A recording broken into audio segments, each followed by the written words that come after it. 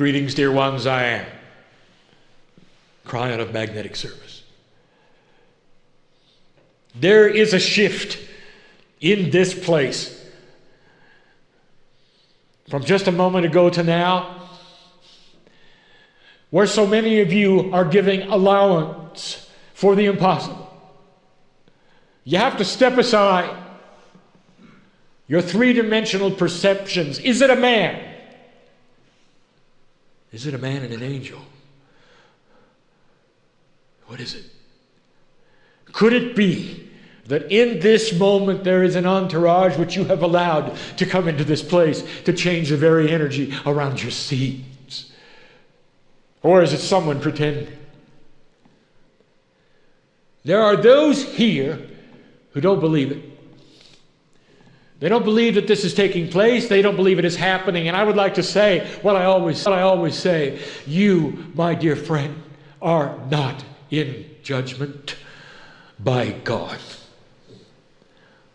You may think what you may think, and with free choice, the love for you is the same. It is the same. Well, I know who you are tonight. And I want to speak to the four of you who are not believing that this is taking place.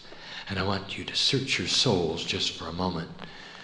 Even though you don't believe it, I'm going to ask you this: what has really brought you here? There is a seed being planted this entire day, and in this moment, a seed, a tool. If you want to know more, you can. A seed that's being planted that says, dear one, dear shaman that you are and have been, there is a reason why you feel the way you feel. 2 of you 4 have been here and done this many times. 2 of you of the 4 have sat in a chair just like my partner and have addressed audiences just like he is. And you don't want any part of it. It didn't end well. It was difficult. And you come in with the karma of fear of enlightenment, and yet you're here. Go figure that out. And the other 2, old souls that you are, you're just tired of it. And you don't want to do it again. And I'll say to you, you don't have to do it again. But would you consider being loved by God? Would you consider doing nothing just for a few minutes and letting God wash your feet? Would that be okay? And then when you get up, you don't have to tell anybody you changed. You don't have to tell anybody that you felt anything. It's just between you and me. Will you let yourself be loved? Because the rest aren't going to let that happen. What the entourage does when they come into a place like this is to soften you up. If you've got a soft heart, you'll know this is real. I know who's here.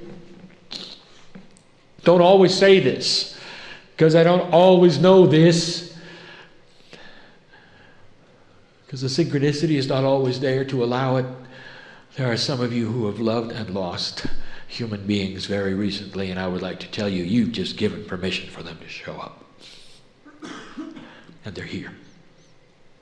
They're here in the form that you'll want to see them here. And for a few moments in this transitional period, you're going to let them be with you and touch you, sit in your lap, perhaps even give you a message or 2. There's a lot going on in here. There are those in this room who are the ancients of this area. You look in the mirror, your face is not an Indian face. Oh, it doesn't matter. It was. And you're pulled back here. Feels good, doesn't it? We've said this before, you're your own ancients. Surely you know that. Guardians and stewards of the land. Even in modern times, guardians and stewards of the land. and your children and children's children will be as well. You may leave this plane and you may come back a different gender, a different race, and you'll be pulled back to the area. And you'll do it again. Guardians and stewards of the land. And you know who I'm talking about, don't you? Haven't you felt that? I'm not speaking to all of you. I'm speaking to those who have to hear this, who know I speak the truth. I look inside. I see the Akash. You know it too. It's an eclectic group that would come here. And if humans had the time to interview each other, you'd say, oh, how very different we are. The various places we've come from and the places we were born, they're so vastly different. 5 of you are from a different continent. And yet you're here and you sit here. What brings you together at a time like this, in a place like this? And I will tell you this, family. What brings you together is the synchronicity that my partner was speaking of. It is not an accident that this group sits with one another. You have sat with each other before, in different place and different time. You might even say some of you are the originators of human spirituality on planet Earth, and you know who you are as well. For you think out of the box. You think beyond being human. You think beyond even being a piece of God. You ask the questions, what is life?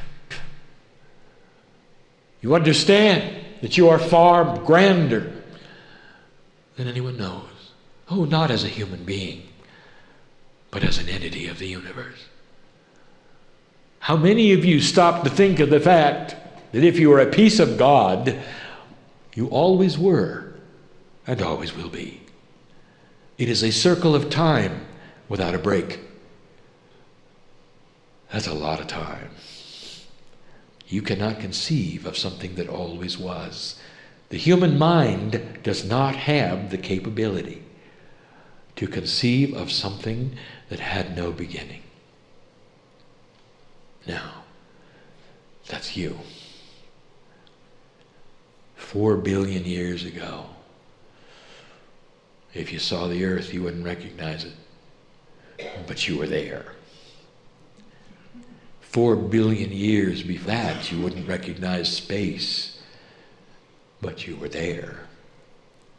4 billion years before that, you would not have seen the universe, but you were there. And you have to ask, what else have I done that might be significant? How about the very creation of this universe? What about the way the galaxies are placed? What about that dual black hole that is in the middle of your galaxy? Did you know you were there and had something to do with its placement? Gravity, magnetics, light. Science looks upon these things today and says there has to be a synchronicity. There must be intelligence. We're seeing something that could never have happened by chance. Intelligent design. And they're right. What they don't know is that they are the intelligence behind it. And so it is, dear ones, that you sit in a place like this. Old souls who don't know they're old. Pieces of God who really don't know that they are God. But with intuition, it rings that they are. Let this be a time of learning. I wish to address at this moment something that others may hear.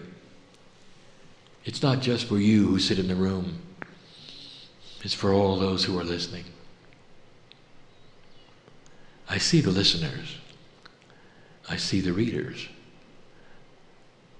In a quantum state, I am with the potentials that will occur. I am. Therefore, the potential of your page, your ears in front of me, are known by me, dear one, dear soul. Outside of the purview of this room, or any of the things that are here outside of the time frame of this room, I see you. And you've come to the right place, for I want to tell you something. Fear abounds.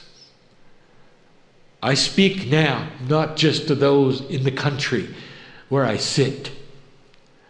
I speak to all of those whose ears will hear and eyes will read. There's a lot of fear. Fear is what the subject is tonight. Let us speak of it. Let us speak of it because it is uncertain, is it not, the times you are in. And so many of you are geared and stuck to what is before you of what you called financial. And that is shifting, and that is changing. And you've seen the past, and you don't know what the future is going to bring. And you're afraid. And it's understandable, for it affects the way you live. The abilities for you to take care of your own families. What is going to happen next? Whether you're going to have a job or not.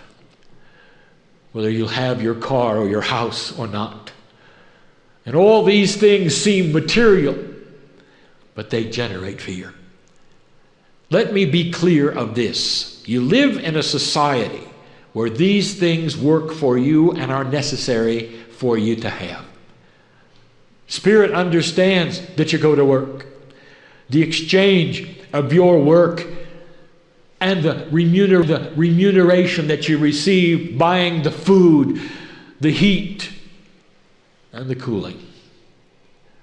For you to move forward, for you to raise your children, for you to move forward just to be with one another requires these things in the society you're in. It is not materialistic for you to be part of the culture and survive within it. God sees this, honors the process, and knows who you are. And then things shift and they change. 7 years ago, and even later than that, I told you of these times. Even within this country, I spoke of the potential of you rearranging your very financial base due to integrity. And now you're in it. I give you information that my partners even spoke of before, and that is to say that these times, as hard as they are not going to last as long as those who predict these things are telling you.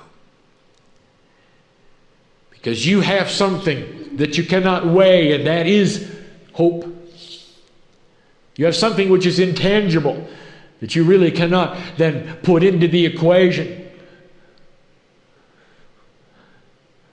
Perception, expectation, intuition, drive. All of these things are going to bring you to a conclusion faster than you expect. But meanwhile, there's fear. What is fear? You're going to have to hear this. You have to know this. For those who listen and those who read, perhaps even some in the room, might be gripped with it. Now, later,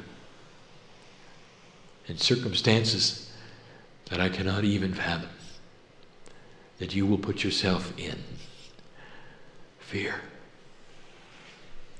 And you will consider fear to be a grand and great balancer of humanity.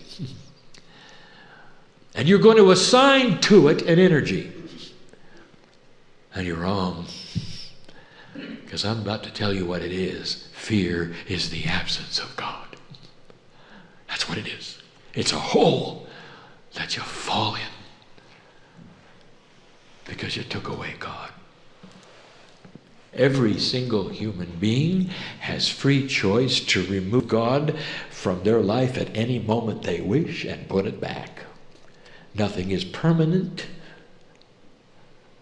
at all. Free choice is that way. Sometimes those who are just beginning to find that place of spirituality, of enlightenment, seesaw back and forth between understanding and darkness. There's nothing wrong with you if that's what's going on. For I'd like to say that those who find the light they find it with difficulty, for it is not your state of being. It becomes your state of being the more time you spend in the light. And then it is you, and then it affects you, and then you become it, and you are the light. There's learning. Fear is not a power. Fear is the absence of a power. We're crying out, how does it work that it feels so powerful? You come in with what we have called and always called free choice of dark and light and duality. These things which are fearful and dramatic and would unbalance a human being in a moment are always there. And as long as you're human, they're always there. Blessed is the human who fills themselves with the love of God, so much so that the jar is always full, and so that it's never empty, and that thing which is duality of fear and unbalance and drama can never touch them, because the jar is always full. Do you understand what I'm saying? Do you want to know the answer how to get out of fear? I will go and do something I don't normally do. I'll actually give you some physical things you can do. But it's about connection. If your jar is filled, there won't be unbalance. Well, crying, I feel I'm a light worker, and I have been for a long time, but sometimes I'm afraid. Let me tell you how that works. I don't want you to blame yourself. Dear human being, this is so typical that jar every so often goes into unbalance, and it gets tipped a little bit, and out flows the love of God, and so it's a little empty, and in flows the darkness of the emptiness of the void, and there's unbalance, and there's drama, and there's fear, and there's panic, because you don't have what you're used to.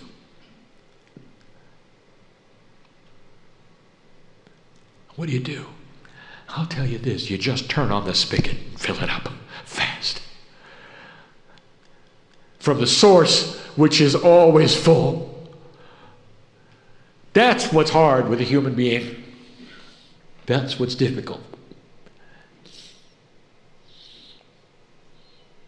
There's a human being in this room who has been channeling. And the entity he's been channeling, he thinks he's left. Dear one, my partner looked right at you and told you the truth. The love of God has increased in your life. You have melded with this energy. Change the station. It'll be back. It'll be back in a different way. It'll flow in a different way. It'll feel like you, and it won't be. It's going to be the two of you. You should know, dear sir, that you've passed the tests, and that the love of God is with you. Do not fear what has happened. No one has left you. You had to know that. But it's easy to go into fear. What has gone wrong? And some of you go there when you feel a shift, not understanding what I've just said to the one who is here. When you go into shift, things feel different. Sometimes that jar gets tipped a little bit. Sometimes the love pours out. Sometimes there's a hole, a little hole. And in that void, there's unbalance, there's fear, there's drama. Are you going to let it take you over, or are you going to fill up the glass again? Here's some advice. Some steps, if you wish. We seldom give steps. These are 3D steps, because God does not want you in fear. Number one, immerse yourself with the love of God. Immerse yourself in the love of God. Visualize, if you have to, swimming in the pool with the angels and with Spirit, with universal truth. Swimming so much that you'll never be dry, you'll always be wet. Wet with the love of God. Immerse yourself with the love of God. Let nothing take you from that immersion, no matter where you go, no matter what happens to you, no matter where you are. Stay immersed. There are those who would feel that that kind of thing would only be for meditation, for points where you would be spiritual. You learned this in this society, that there is a day where you worship and the other days where you don't. How 3D of you. You always worship. You're always immersed with the love of God. You worship the idea that you're God. You sing songs to the fact that you're never alone. That's step one. Step two, count on the innate. And this means that at the cellular level, all of your cells know better. It's your intellect that tells you you're in trouble. Your cells know better. Ask your cellular structure.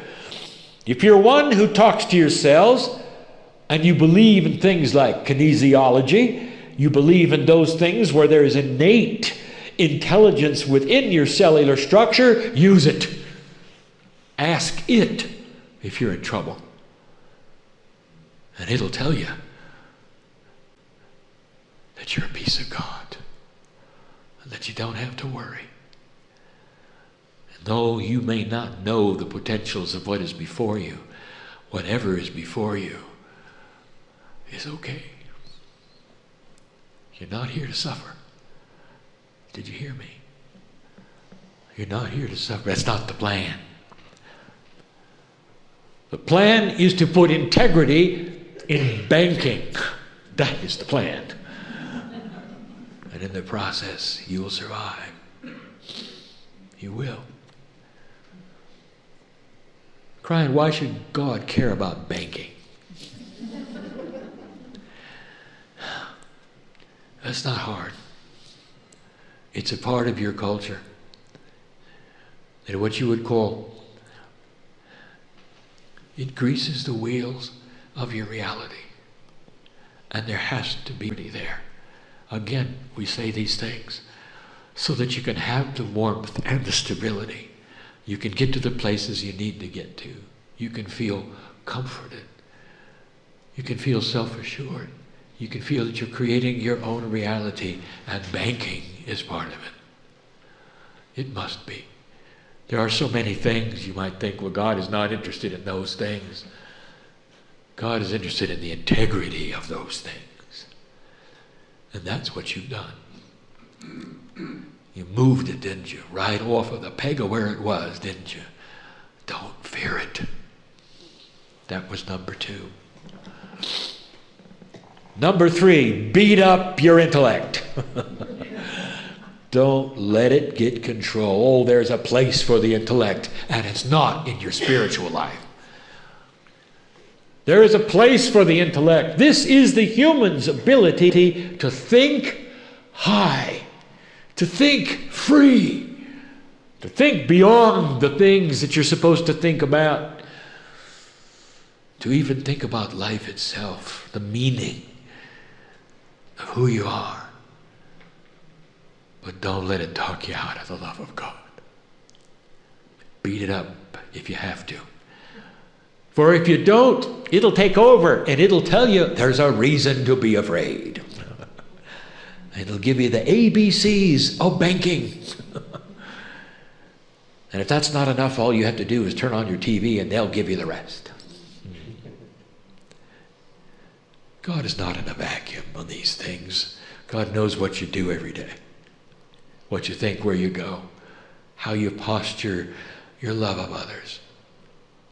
your judgments, what your goals are, what your dreams are, what your pleasures are, what your fears are.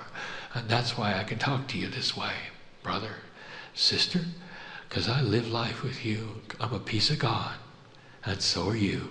We're allied forever. That was number 3. Number 4, love yourself. Mother yourself. Call upon the inner child. All of these things that you need to do in order to get into a place that is comfortable, like an old shoe, if you need to know that you're all right. There's nothing like the inner child.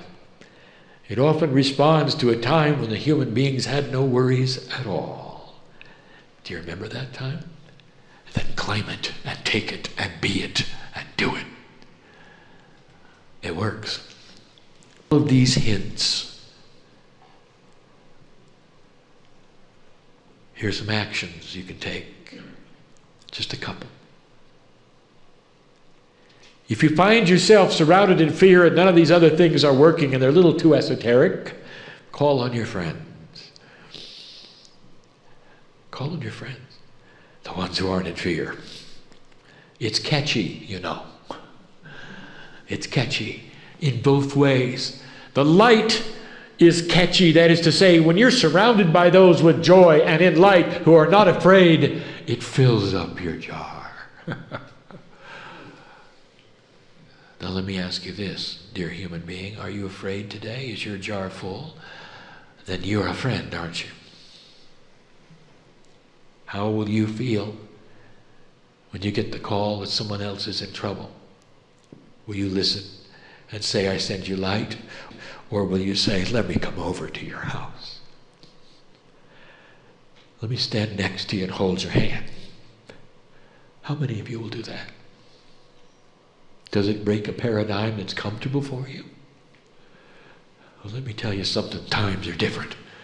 And maybe, just maybe, that's what you ought to do. Free choice.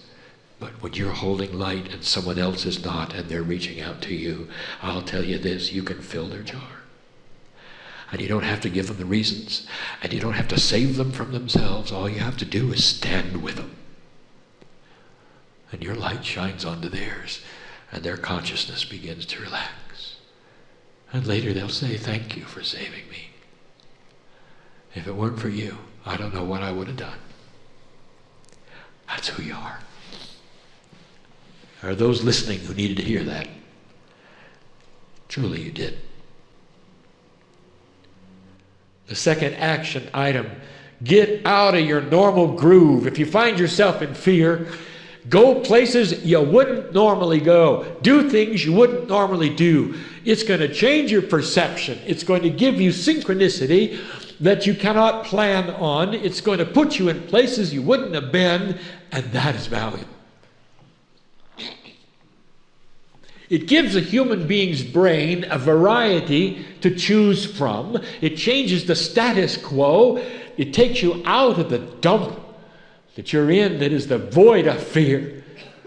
For that dump that you're in that's the void of fear counts on everything being the same for it to work. That's the hardest thing a person's going to do is in fear. Who's in depression. And that is to get out of the house because everything in them says, I got to stay put, and walk through it. And you don't.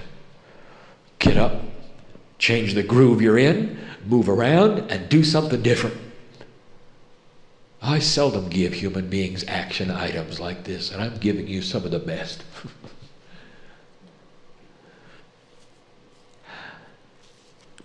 And the final one. Some of you aren't going to understand this. What's real to you? The love of God should be real to you. Nothing else. So this is a big one. Thumb your nose at reality. Dare it to change your life. And know that it can't because you create the reality that you're in. You have the rudder in your hand, and it has no over you, and you can thumb your nose at it.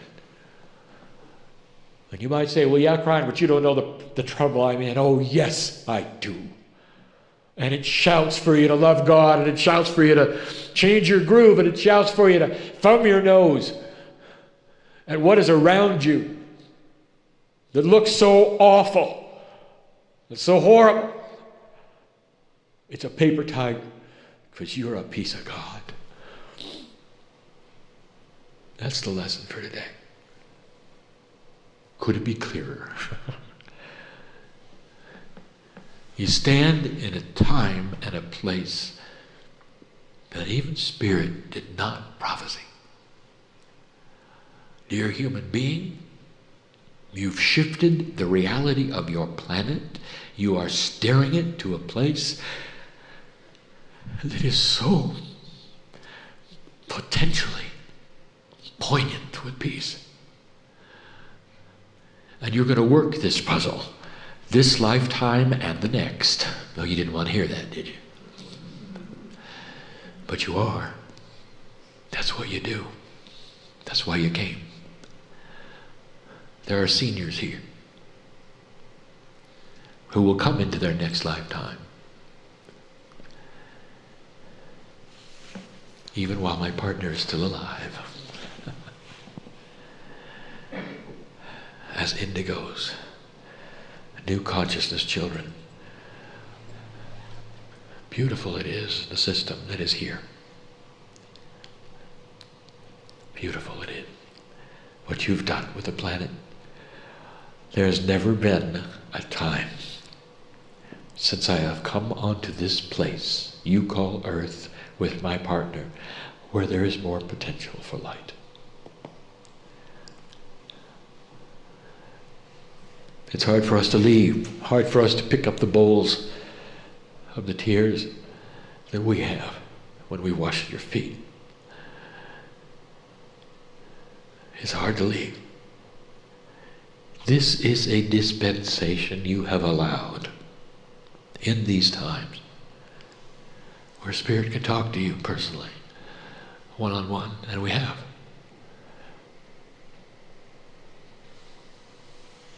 And the four who don't believe it, you can awaken now. And walk out with the same number of angels everyone else does. A piece of God you are, even if you don't believe it. And so it is.